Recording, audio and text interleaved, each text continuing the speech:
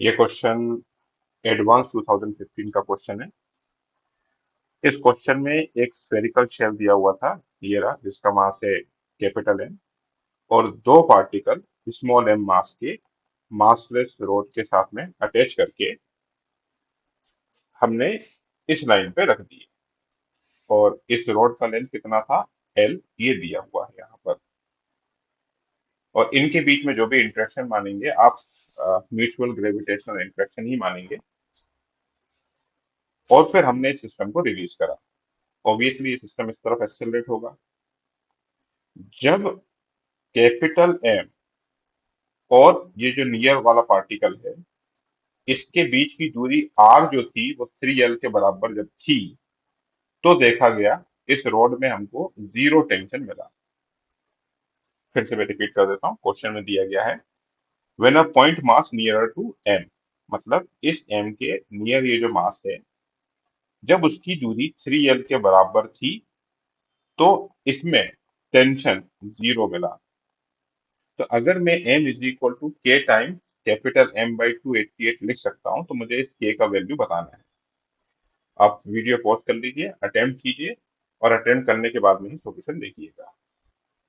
ठीक है, देखिए, ये जो स्मॉल एम है, इस स्मॉल एम पर दो फोर्सेस लग रहे हैं।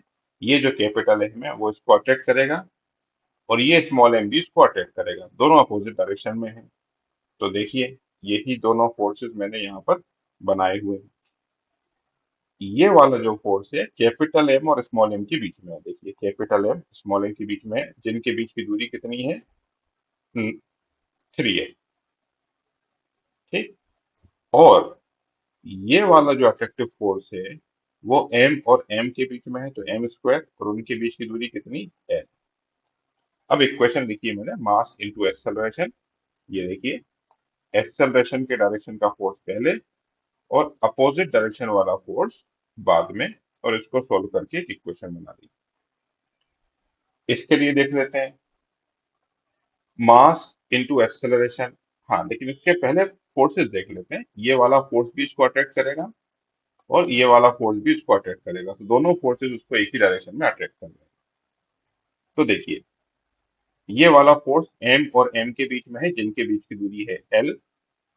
और ये वाला फोर्स कैपिटल एम और स्मॉल एम के बीच में है, जिनके बीच की दूरी अब 4L हो जाएगी।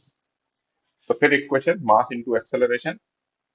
ये देखिए, मास इनटू एक्सेलरेशन, एक्सेलरेशन के डायरेक्शन वाले फोर्स दोनों लिख दिए। और इसको सॉल्व करके मैंने ये इक्वेशन बनाई। एक इक्वेशन एक्सेलरेशन की ये है, एक इक्वेशन ये है।